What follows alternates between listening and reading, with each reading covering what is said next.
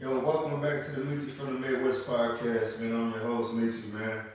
Thank y'all for tuning in this week to another episode.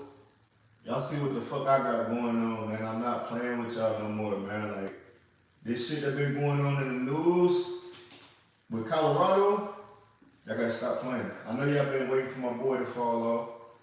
Y'all been waiting for Dion and them boys to go hard. And they been doing that. But it's a lot of hate towards their team right now. I still don't get it. I've been talking about it all week to people. What is it about Deion Sanders that makes people hate? Like, when you look at him, like as far as an athlete, he wanted to go. If he's not the best cornerback, like he's one of the best defensive players in history, no doubt about it. Like top five, I'll say number one. I just feel like he is better than the others. Like I'm talking about every position. I feel like Deion's up there. Like he got to be number one to me personally. Like Ed Reed is one of my favorites, but I think Deion, like everything he did, winning the championships he won, playing on different teams, like 3 or 4 organizations, getting them to the playoffs and stuff like that. He did a lot, man. So that's the first thing I want to get into, man. Before anything, could y'all like, share, subscribe to the channel? I said thank y'all for tuning in, man. We just gonna get into the NFL Week 3. We're going to get over the results from last week. Just talk about it. Titans got to win. I actually love to go see my nephew play football, and I checked my phone once I pulled up there, and it was actually tying the game up. Ended up coming back, getting into the overtime and all that stuff. But we'll get into that in a little bit. First thing I wanted to talk about was Colorado. I just want to get straight to it, man. Lately, with Deion going to Colorado, coming from Jackson State, when he came to Colorado, a lot of people was like, I don't know, like hating on him and just saying like, Deion ain't gonna be able to turn this team around. This team was 1-11 or something. I think they played like 12 games. I think they was 1-11 last year. They beat Colorado State. That's the only game they won. But for them to be 3-0 already in the season, I know they played a team that was just in the national championship last year in TCU. Then they played Oregon this week. They just beat Colorado State. And who else was it? I can't remember who they played that second game. But they didn't pull off some comebacks, and the other night was nothing different. They pulled the comeback off. They lost Travis Hunter, their number 1 receiver and their number 1 DB. He got it looked like it was a late hit because it was out of bounds, and it was like old dude try to target him, like try to lay him out on purpose, like on some corny shit. It seemed like one of them football movies where the main player get hurt in the movie or whatever, and somebody else got to step up. But Deion's son, both sons actually, the one son, number 21. I think Shiloh, he ran back a pick 6, and then Shador, he threw for like 3 or 4 touchdowns, like 300 plus yards or whatever, man. But it's good to see them boys balling, man. I still don't understand like where the hate come from. Like Deion ain't even one of them type of dudes. Like you look at some of the top guys like Jordan and stuff. Like Deion wasn't known for gambling and nothing like that. He wasn't known for being an alcoholic. Doing drugs, and he was like a straight edge dude, man. Like I said, I don't see where the hate come from, but as far as the team go, they've been looking good so far. They got a couple of games coming up that's gonna test them. They played Oregon.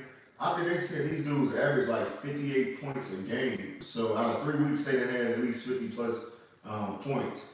That's gonna be tough because I think the weakness of Colorado is their defense. Their defense is just they allow way too many yards and keep letting teams stay in the game. So if they can figure that out, they'd be a lot better. I see they said that Warren Sapp is gonna join next year. I'm hearing that's what it was. That he's gonna join next year, probably coach that defensive line. He's a Hall of Famer. All they gotta do with all the transfers gonna be coming in. If they make it to the playoffs, this transfer portal is gonna be loaded. Everybody's gonna be trying to come to Colorado. It's not Alabama no more because everybody see Alabama slipping off. So, like I said, it got to be another team step up. And I feel like with how popular Deion Sanders is, he's going to be able to draw those people as he sees that these students that he already got, the players they already got, that they improving, they believe in him, and they probably want to be a part of that. I know before, like I said, it was Alabama. Everybody want to come play for Alabama. I think Georgia is ranked #1 right now. Not saying they on Georgia's level, but they got a good chance at making it to the playoffs. I could definitely see that. And next year they only gonna get better, depending on how this year go. I see them making the playoffs. But like I said, I just want to salute to them, man. They've been going crazy. I'm glad to see them turn their season around. I'm glad to see Dion keep on thriving at every level that he's been at, as far as being a player and coaching and all that stuff. And just seeing him lead these young dudes, man, and have them like believe in him and taking them somewhere they never been before, man, and then being able to be coached by a great, like, I think that's dope, man. So salute to Dion and them boys. Every week I'm gonna bet on them regardless. I don't care. I might do a smaller bet. I know Oregon is. I think the odds are saying that Oregon should win by 24 or something like that. So they saying that they ain't even got a chance. I'm hoping they can at least stay in it or pull off the upset. If they pull off the upset, beating Oregon as a top 10 ranked team, they gotta put them top 10. I think they rank 19 at the moment, but they gotta throw them up in the top 10, man. So we'll see how that game go. I'm going for Colorado every single week. I mean, I ain't gonna lose too much money on it. I'm gonna do small wagers when it's like when the odds high, if they supposed to lose by that much. Because I know after that, they gotta play USC, which has Caleb Williams. He's supposed to be the Heisman guy. He been going crazy, throwing 3 touchdowns, 200, 300 yards in the first half. Like they said, he gonna be #1 next year in the NFL draft. So I look forward to seeing that. And I think they say they play Arizona State. That's the next 3 games. Those are 3 teams that are ranked at the moment, I want to say. So we'll see how it goes. But either way, I'm rocking with Colorado and Dion and them boys, man. So salute to Colorado. I want to get into last week's results and go over what went down last week as far as some of the upsets I said what happened or whatever. Starting with the first game, Vikings lost to the Eagles 28-34. Vikings fumbled the ball 4 times this game, and by doing that, they just couldn't. They was pretty much beating themselves. That was a game I thought the Vikings would pull off, but they wasn't able to. Green Bay versus the Falcons. The Falcons actually won by 1 point. I had Packers winning that one. The Bills beat Raiders 38-10. The Ravens won. They beat the Bengals 27-24. Seahawks won 37-31. The Colts pulled off the win. Richardson ended up getting 2 rushing touchdowns. He ended up getting a concussion too. What else they had? Chiefs beat the Jags. The Bears got beat by the Bucks. Giants won. They beat the Cardinals by 3. 49ers beat the Rams 30-23. Cowboys beat the fuck out the Jets 30-10. Commanders beat Broncos. They pulled out the win, won 35-33. And then who was this? Dolphins and the Patriots. Dolphins won by 7. Saints beat the Panthers. Steelers pulled off the win against the Browns. I thought that would be an upset. I felt it, but they ended up pulling that off. And Tennessee beat the Chargers, man. I had us winning. I wasn't too sure on how our defense would look without Fulton and Hooker on the defense. The defense stepped up. We looked pretty good. Mike Williams and Keenan Allen they had a field day. I think Keenan had 2 touchdowns, almost 100 yards, and Mike Williams had probably like 70 yards on 5 or 6 catches. We lack the cornerbacks, having an injury to Fulton or whatever. Hopefully he's back next week or this upcoming Sunday. We look pretty good, man. Tannehill went 20 for 24. That caught me by surprise. He threw for like 230, 240. And I want to say 2 touchdowns, or maybe it's 1. I know to Westbrook and Keaton Hine. And I know Henry ran one in. But anyways, the offense looked better. I know at times we looked shaky because they kept on switching Nick Bosa back in the game. He ended up getting 2 sacks. That left tackle, Andre Dillard, that we got from the Eagles, is fucking trash. I'm hoping that one of our other linemen come back and they just bump his ass to the bench. If somebody go down the line, they had to throw him back in. But at that left tackle, man, Nick Bosa was just running right through him. Like, dude, too damn big to be that fucking weak. But anyways, we was able to pull out the win. Henry did his thing. He had like 80 plus yards. Our backup Spears had like 40 yards or something. But they was all for like first downs or whatever, man. So I like that they getting Spears involved in it. But I will say, as far as Henry, he got 20 to 25 carries. I feel like that's the recipe for us to win on offense. We gotta run them to death and set up the play action. Hill went 7 for 9, 100 plus yards on play action. That's his game. That's the way that we gotta play. And like I said, we was able to pull off the win. It got close. At the end of the game, we almost gave it up. Took it to overtime, 1 by 3. Landry pulled up and got a sack. That was a lifesaver to get us to overtime. But yeah, I'm glad we put out the win. Next week, well, this Sunday we play the Cleveland Browns. We'll get into that in 1 second. Let me pull up week 3 and just get over it. Let's go over a prediction for week 3 of this that's going down. Tonight, we got, who playing tonight? Where is it at? Let me see. Okay, so tonight, man, what the fuck? The Giants versus the 49ers. Right now, they say the 49ers got the best team in the league. This will be my first time catching them live, so I'm going to check that game out. I think they play at 8 o'clock, 8:15. Giants, they are without Saquon Barkley. He had a high ankle sprain. He will be out for the next 2, maybe 3 weeks. That's a big blow because now Daniel Jones is going to have to try to find some type of passing game. He's got to get Slayton, Darren Waller from the that they got from the Raiders. They're going to have to get him some targets and get him 50, 60 yards and score something. That's the only way they're going to be able to stay in this game. I'm not sure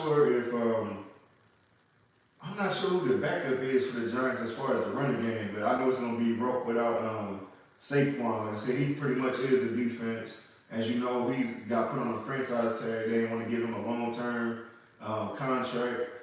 Then he pops up injured. So like I said, it's fucked up, man. But I think that the 49ers will win this one. But that's what it's going to come down to. I think 49ers will have a big game, and it's at home. They should win easily. Colts versus the Ravens. I'm going to go with the Ravens to win that one. Jonathan Taylor's still out. I don't see it. And then Anthony Richardson, a rookie quarterback, he got a concussion, so they might have Minshew or somebody. Yeah, Gardner Minshew going to come in and start one possibly. But this is the Ravens at home, so I'm going to go with the Ravens on that one. Falcons versus Lions. I like the way the Falcons looking. They little rookie running back, is it Bijan Robinson, I think? Bijan?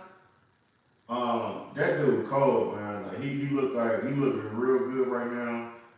Desmond Ritter looks okay. So I'm gonna go with the Falcons to win this one on the road. Saints versus the Packers. I think the Saints can pull this one off. Their defense just look pretty good. I think they'll be able to stop Green Bay at home. Texans and Jags. I think Jags gonna beat them. They should beat them by at least 2 scores. Broncos versus Dolphins. I got Dolphins winning that one. Chargers versus the Vikings. I'm going to say, I'm going to go with Minnesota on that one. They just recently signed Cam Akers from the Rams. They just traded for him. If he's going to play on Sunday, that's what they really need is a run game. Him and Addison back there. They should be able to run through the Chargers defense. They just don't look the same right now. Patriots versus the Jets. I got Jets winning at home. Bills versus Commanders. I actually got the Commanders winning this one. I just think that the Bills don't look too good. I'm not impressed so far. Commanders have been able to pull off a couple wins. They're 2-0 right now. Panthers versus Seahawks. I got Seahawks winning that one. Cowboys versus Cardinals. Cowboys should win by 2 to 3 scores. Bears versus the Chiefs. The Chiefs should win this one. The Bears just look horrible. Shit. Steelers versus the Raiders. I'm gonna go with the Raiders to win this one. Their defense should be able to put pressure on Garoppolo and make him force some bad throws and come away with a lot of turnovers this game. Who else we got? the Monday night games, we got the Eagles versus the Bucks. The Bucks look pretty good so far. They both the Eagles are 2-0. I think the Eagles can pull this off on the road. The Rams versus the Bengals. The Bengals just don't look good at all right now. I think the Rams could pull this one off on the road. And the last game that I wanted to get into was the Titans. We played Cleveland Browns this week. I believe this is a winnable game. We can beat them in Cleveland. Watson just don't look like the $230 million that he got signed for. I'm gonna be straight real with you about that. In Houston, they were saying this dude was top 5, top 10 quarterback. You know the allegations, all the shit that went on with all the women at the massage parlor and shit. The nigga was a hornball, this and nutball shit, and now that he's with Cleveland, like I said, he looked ass. Like just picking up where he left off last year. I believe with our defense, I believe that we should be able to put pressure on him all game and force him to make bad throws.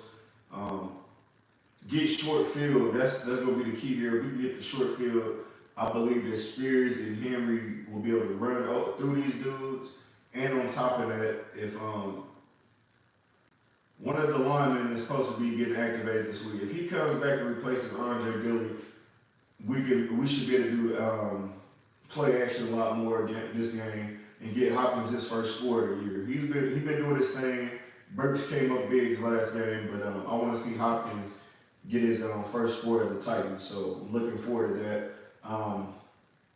Defense, I just feel like Cleveland just got Myles Garrett. I mean, that's a big problem right there. He might get a sack or two in this game, or he might get a couple of tackles for loss, but I hope we do a great job at maintaining him. I'm really not worried about anybody else on their defense. But just as far as the prediction, I'm going to go with the Titans to win that one. We should be able to win by at least 10. And I think Henry will have a big game. And I think Hopkins will get his first score.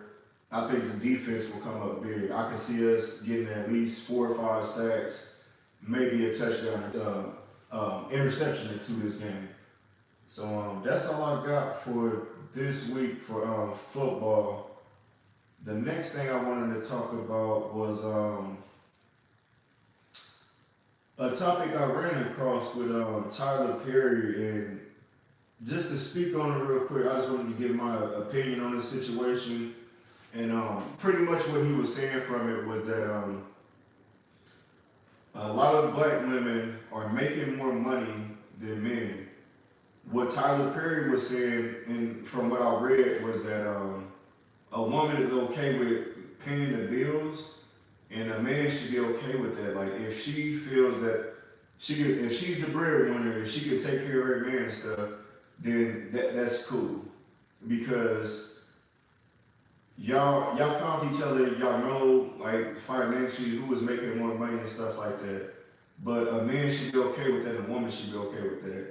In my opinion, the way I look at it is I feel like if you're in a relationship with somebody, yeah, y'all gonna be helping each other out with the bills and stuff like that. But me personally, I feel like as a marriage, even if the woman is the breadwinner, that should drive the man to be the breadwinner. If you see what I'm saying, like whatever money he's making, he should be able to have a side hustle or another business or something that he's making more than her, because I feel like the man should be able to provide. I'm not saying I'm not one of them type of guys that's saying the man should pay bills 100%. I know a lot of women feel that way, that like when you with a dude, you need to pay all the bills, but I feel like it should never be that way. Y'all should always have each other back. It should be 100%, but it should be y'all like 50-50, 100%. If you see what I'm saying, like if a man is in a position that where he can pay all the bills and not have to work overtime and miss time away from the family and shit like that, that's cool.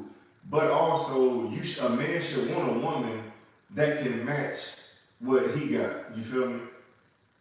If I'm making $100,000, why would you want your woman to be making $100,000 too? That's $200,000 compared to you working, getting $100,000 and she not making no money. I know some people feel like, no, a woman, like when y'all get married, she should be a house mom, she should be at home taking care of kids. At some point, that shit gonna drive her fucking crazy. If your ass at work all the time, and she at home with the kids, man, like, I don't feel like that's a healthy relationship. So what I would say, like I said, in my opinion with this is that men should always strive to be the breadwinner in a relationship. Like I said, I'm not making this sexist or anything. I just feel like as a woman, as a man, a woman would love that more, to know that her man got them 100%, that he can take care of everything if she decided not to work. Because my goal is, as I get closer to, like, if I want to get, when I plan on getting married and stuff like that, if I'm married, I want to be in a position to where I'm making enough money that if she want to take a couple months off work, if she just want to, like, you know what, I ain't feeling this job, I want to take 6 months off or whatever, I should be able to cover that with no problem and not have to miss no, I shouldn't have to sacrifice no time away from my family. I should still be able to go to work on the regular and come home right when I'm ready, when I'm finished up with my day, and spend valuable time with them. I shouldn't have to work on the weekends to make up for her not working. That's just the way I see it. I feel like Tyler Perry said this shit because, nigga, you got shit, you damn near goddamn billionaire, so of course you gonna feel that way. But I don't know, like I said, I'm not too clear on what his message is. Like, I know a lot of people were saying like he was getting a lot of backlash on it, but like I said, that's just my opinion. I feel like a man should be able to always strive to be the breadwinner in the situation.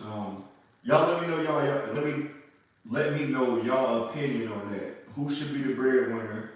Is it a problem with the woman being the breadwinner? Is it a problem with a man being the breadwinner? Like, just let me know what y'all opinions and thoughts is on that. Just leave a comment, DM me and let me know what y'all thought about that, what Tyler Perry said. That nigga, boy, you get to making millions of dollars, man. Y'all get to talking crazy as fuck.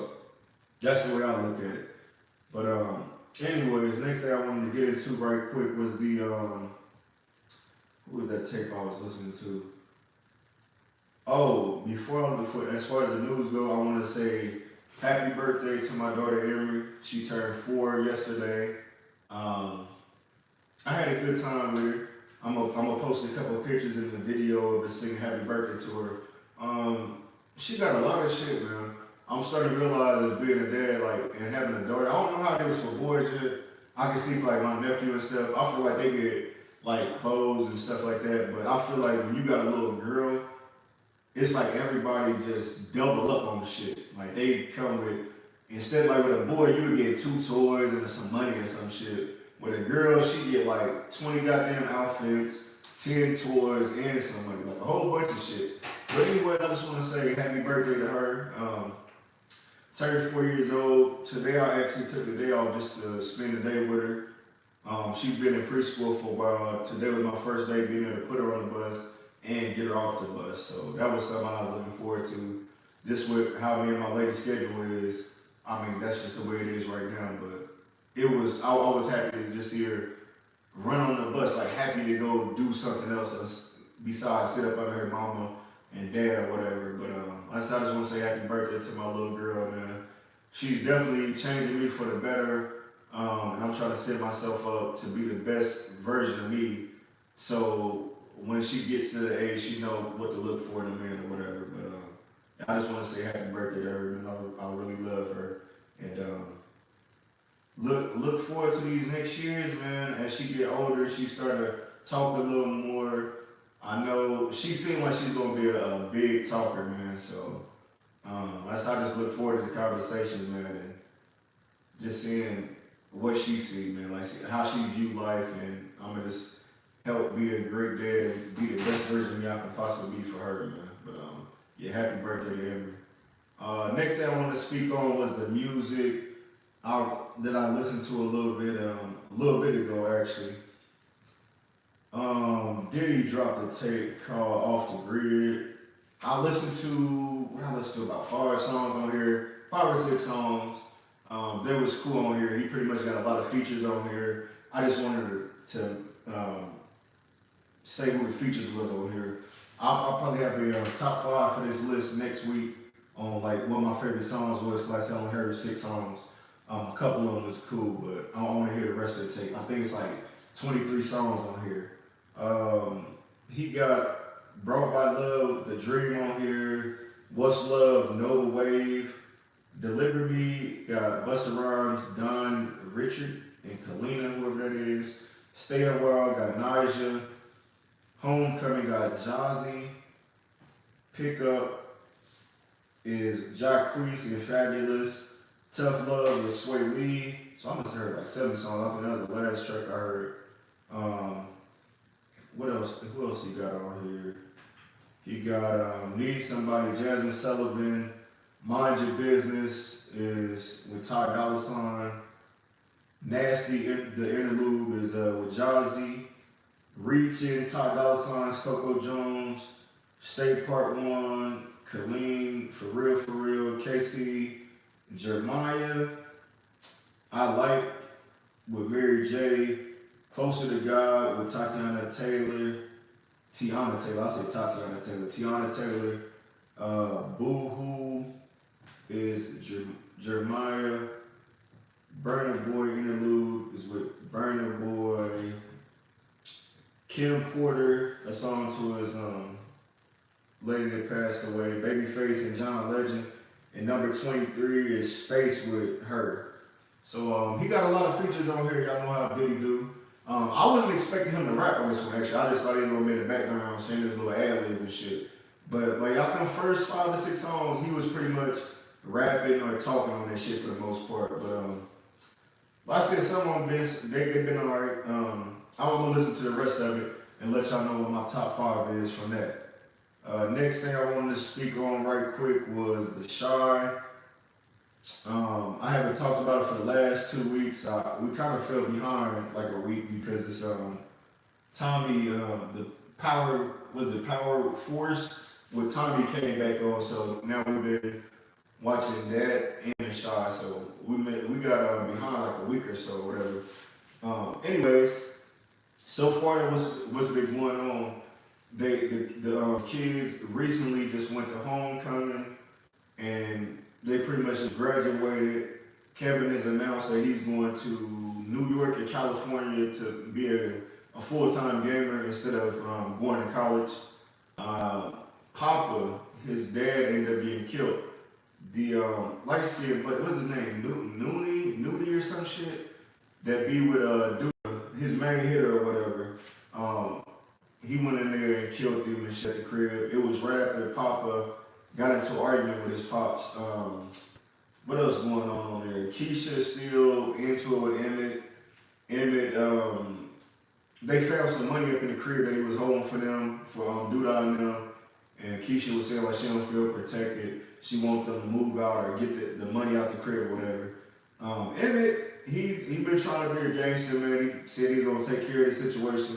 The nigga tried to go up there and kill Duda in front of the rest of his people and shit. Took the gun from him, smacked him the fuck up. My man was practicing in the mirror the whole day, saying like, I ain't no bitch, like trying to hype himself up to be a killer, man. But he ain't pulled through with it. Dude, I told him like pretty much I'm gonna kill you and you gonna work for me until I say stop working. What else happened on there? What's his name? Kevin and no girl, no. Maisha and Gemma, they just met little buddy. What's his name? What is damn, let me see what my boy name is. Goddamn, okay, that was Nut. Evan Bakari. He Bakari didn't have license for the car he used for homecoming, so he put old girl in jeopardy of being in trouble because they got pulled over on homecoming night. Homeboy that stayed with what's his, god damn, I can't think of the names right now. My boy Jason Weaver. Anyways, he had the guns at the crib. Somebody broke in, his dumb ass take the whole bag out on the front. Somebody broke in, he took the whole goddamn bag out the bed while his girl was laying on the fucking couch and got this big ass shotgun trying to shoot the motherfucker that broke in the crib. So she pretty much told him like, I didn't know you was holding guns up in the crib, get shit the fuck out of my crib. So he just gave it back to Bakari. Bakari gave the guns to his girlfriend to hold for him or whatever, put in his closet. So you could pretty much believe that they gonna run into the guns or some shit and Bakari gonna get in trouble with that whole situation. What else happened? Goddamn, yeah, Keisha trying to leave Emmett, man. She just ain't got tired of all the bullshit. Keisha and her mama went to therapy because Keisha been going to therapy. The mom mentioned that she never planned on having kids or getting married or whatever. So as you know, like with therapy, having family therapy, she like, dog, like, so you pretty much ain't even want us. Like, why the fuck am I even here? And she feeling the type of way, man, because she just been going through all this shit. I think she just a little too emotional with all the shit she going through with Emmett. And now feeling like, damn, mama really ain't want me here and shit. I'm not gonna understand that, but you have to look at it like as a parent, like some of us are not planning to be here. Like most people don't just like we don't plan on having a kid. That I mean I'm guessing some people do it when they plan on getting married and shit like that. But I think a lot of people are just like, damn, hey, if you get pregnant, you pregnant, we just gonna work it out. So I can see where she's coming from that.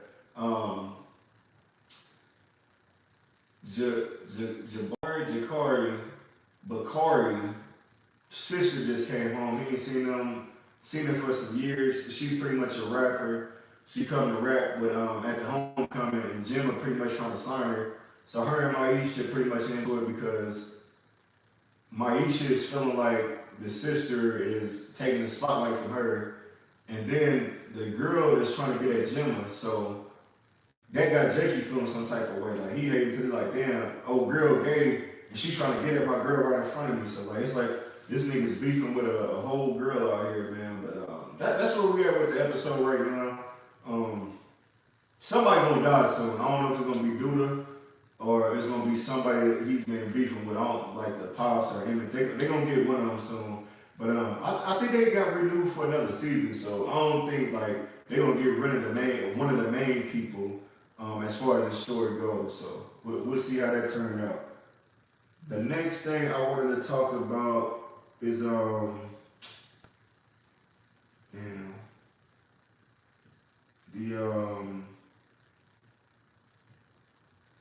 it go? Oh, for my Stop the Bullshit segment, I just wanted to mention like something that I be feeling like it happened a lot, man. I see it all the time, but when it happened to me, it pissed me off even more.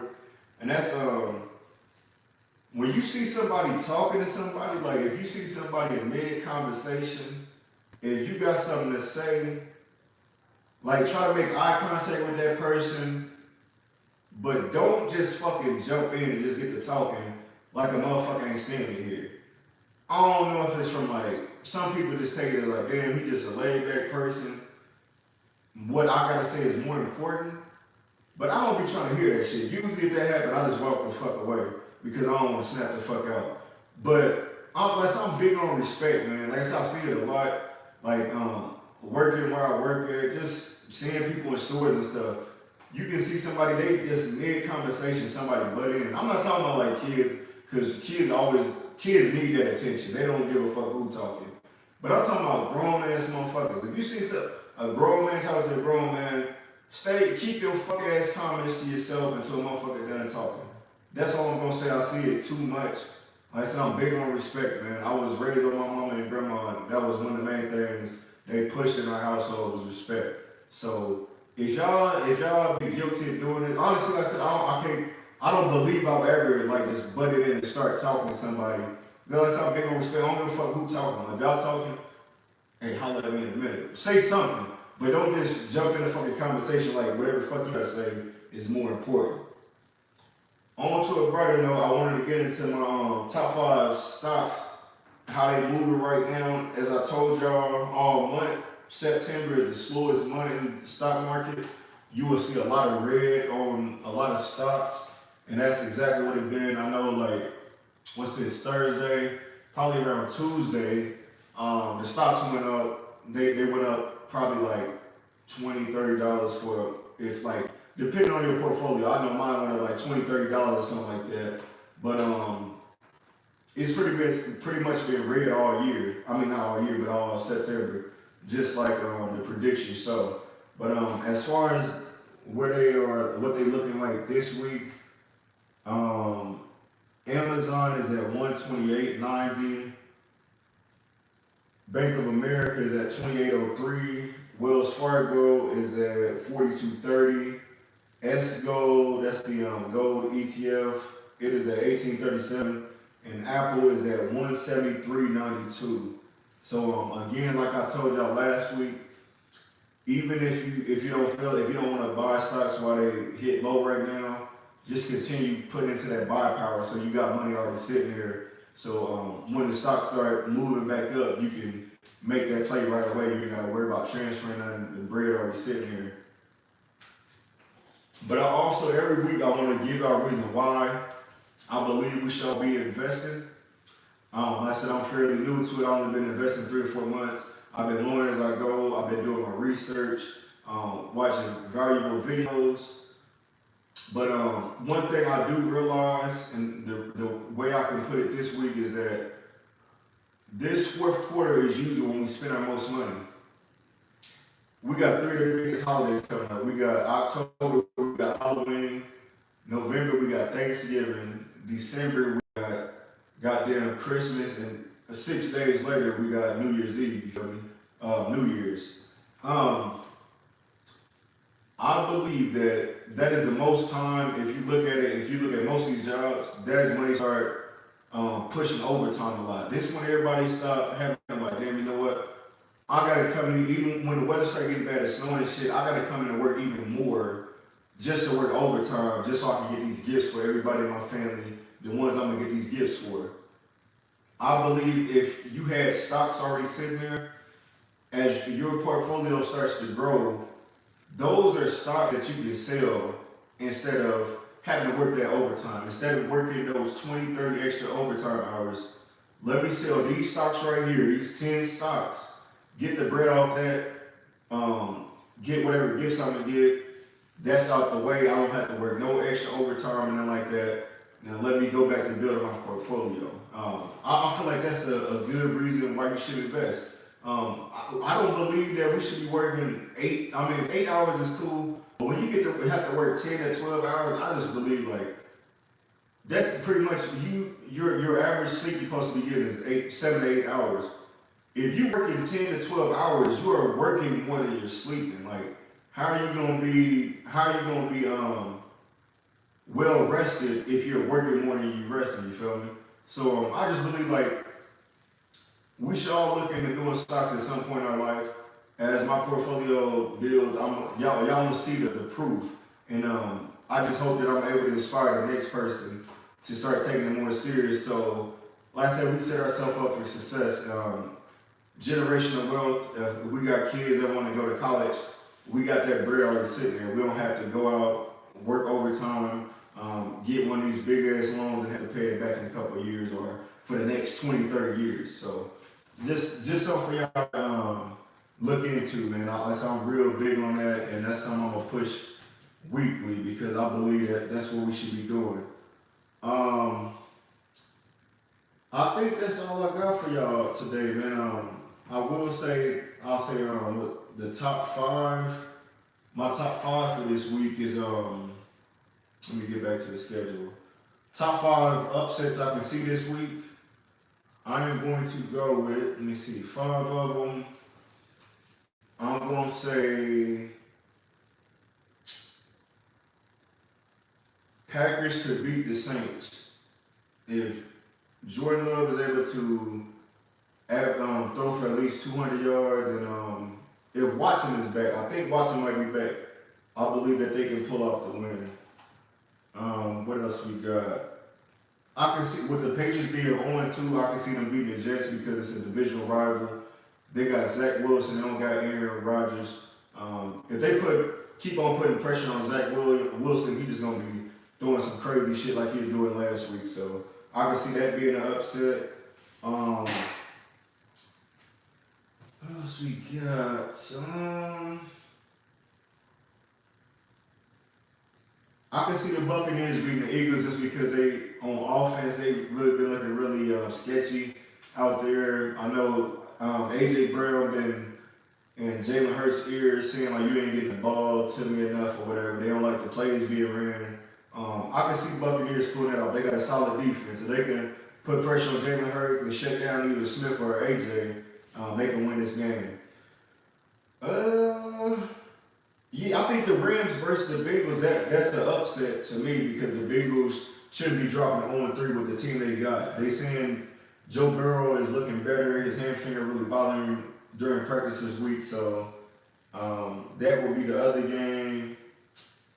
Damn. Y'all don't see no other ones. Let me see. Those are Monday night games. I guess the Commanders versus the Bills, because Commanders, nobody thought they would be winning this early. But the way the Bills looked on defense, if Josh Allen get to throwing too many interceptions or whatever, Commanders got a solid defense. They can pull it off and win at home. So I was going for them anyway. But anyways, I'm going to get up out of here, man. I'm about to give me a couple Madden games in. Make sure y'all check out that Colorado game this week. They going against Oregon, a big game. Like I said, the underdog by 21 points. I'm gonna take a chance on them anyways. Check out the NFL this week. Thursday night game, we got football all Sunday. Monday night, we got 2 games. Thank y'all for tuning in, man. I want to thank y'all for checking out the page. Like, share, subscribe to my channel, Meet You from the Midwest Podcast. Follow me on Instagram, Meet You from the Midwest. Facebook as well, Meet You from the Midwest. Thank y'all for tuning in. I'm going to get up out of here, man, and go enjoy the rest of my night. Hopefully, Giants can stick around this game. Like I said, just for betting parlays, I need both of them to ball out tonight. So hopefully I win some bread. Thank y'all.